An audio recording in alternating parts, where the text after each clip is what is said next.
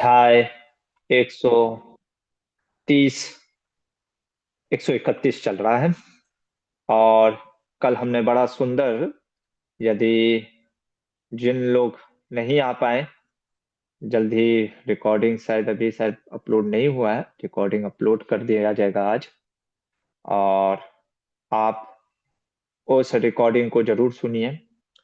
मेरा ये निवेदन इसलिए है क्योंकि बहुत सारी भ्रांतियां, मिस इन्फॉर्मेशन, मिसकंसेप्शन लोगों के अंदर होती हैं, विशेषकर एकलव्य को लेकर के और कर्ण को लेकर के। और बहुत सुंदर शिला भक्ति सिद्धांत सरस्वती ठाकुर ने इतना अद्भुत, है ना, उसकी गहराइयों पे जा करके बताया एकलव्य के माध्यम से।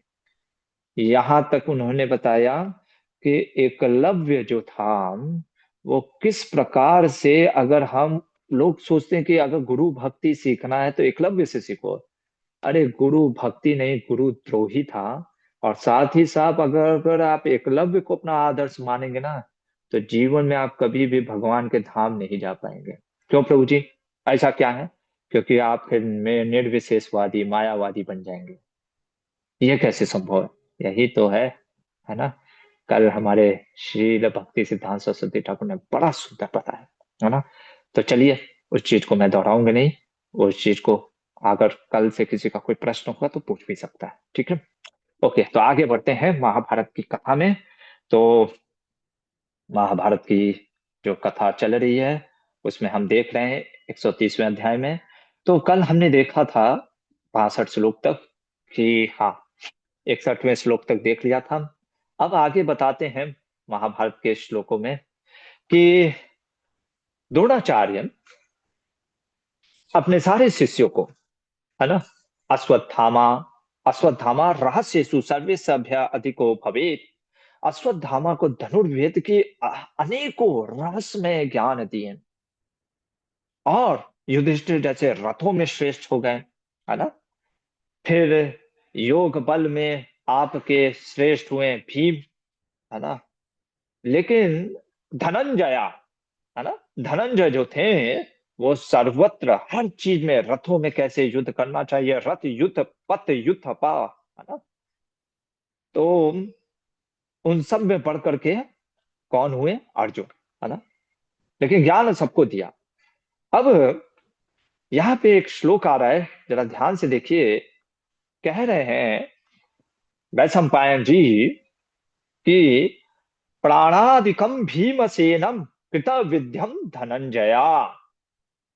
प्राणाधिकम मतलब कि धृतराष्ट्र और फिर धातराष्ट्रा दुरात्मानो, धृतराष्ट्र के दुरात्मान जो पुत्र हैं, जब उन्होंने नाम ऋष्यंती परस्परम, है ना।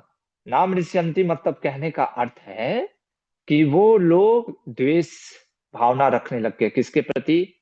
अर्जुन और भीमसेन के प्रति। क्यों?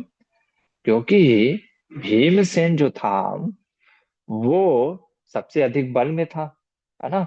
और धनंजय जो था, यहाँ पे वर्णन आ रहा है कि धनंजय जो अस्त्र विद्याओं में सर्वश्रेष्ठ हो गए।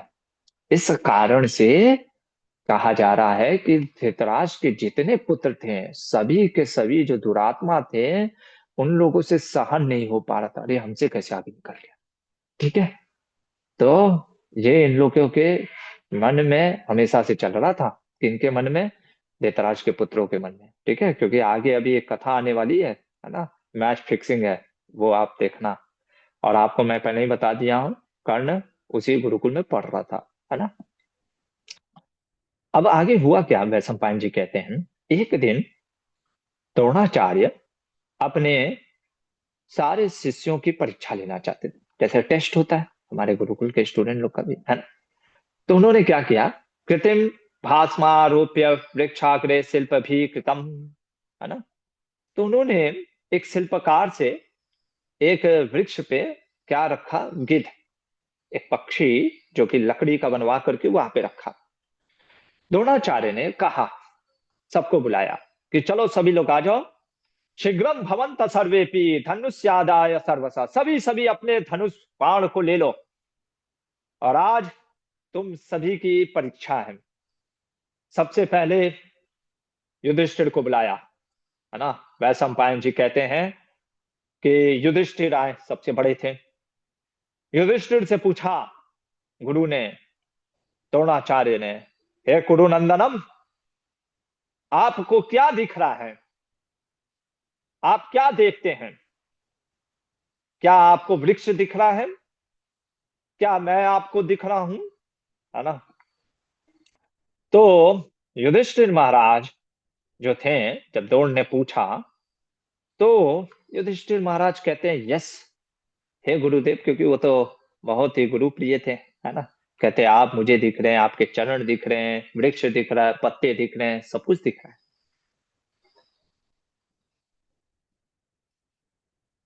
द्रोणाचार्य ने मना कर दिया, कहा कि नहीं, साइड हो।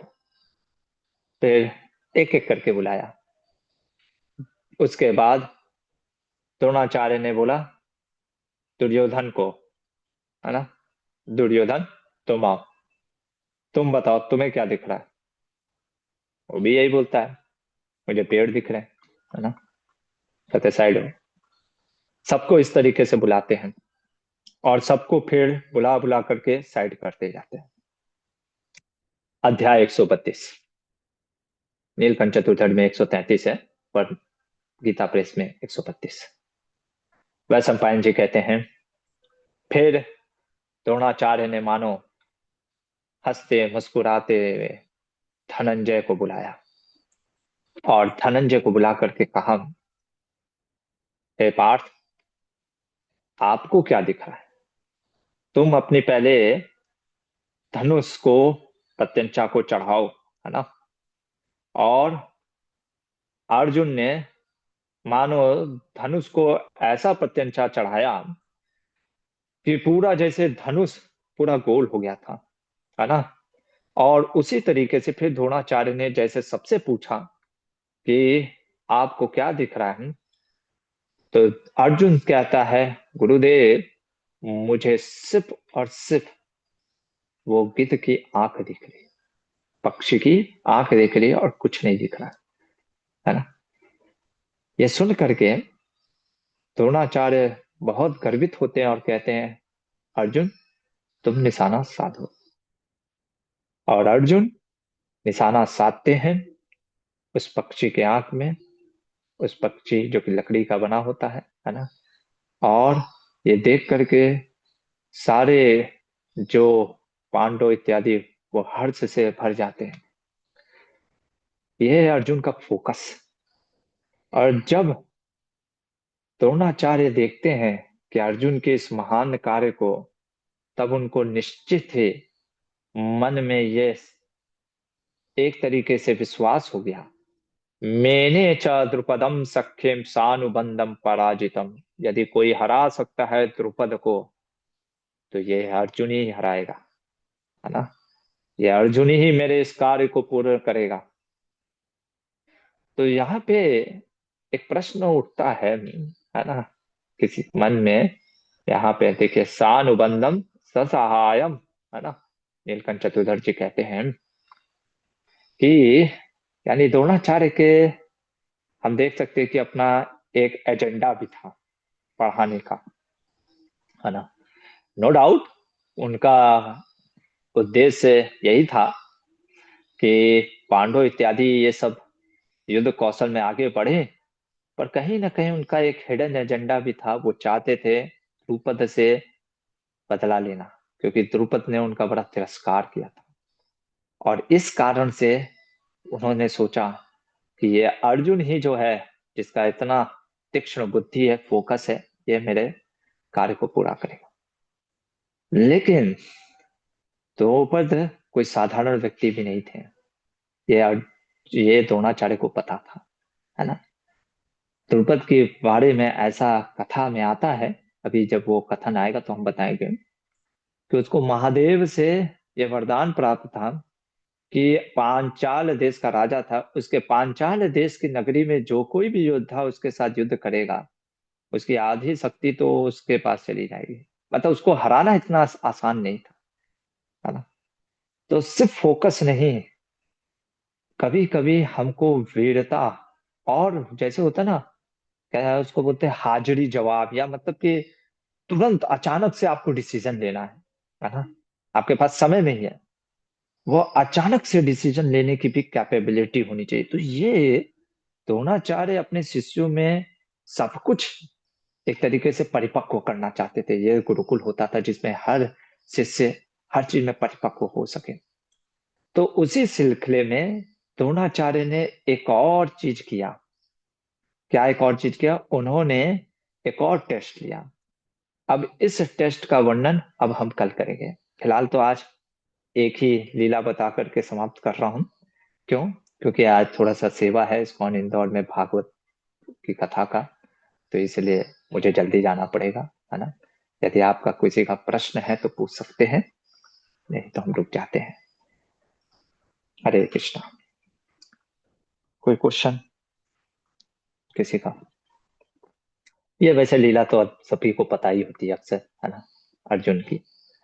पर मैंने सोचा कुछ तो महाभारत का विषय हमेशा बना रहे। ओके, कोई क्वेश्चन नहीं तो रुक जाए यहीं पे, फिर कल मिलते हैं, है ना। इसी के आगे कि अर्जुन की वीरता, अर्जुन की हाजिरी जवाब, या तुरंत निर्णय लेने का, डिसीजन लेने का, जो कैसे, है ना, वो द्रोणाचार्य उसका टेस्ट करते हैं, वो अब हम कल देखेंगे। हरे कृष्णा। महाभारत ग्रंथ की जय। श्रील प्रभुपाद की जय।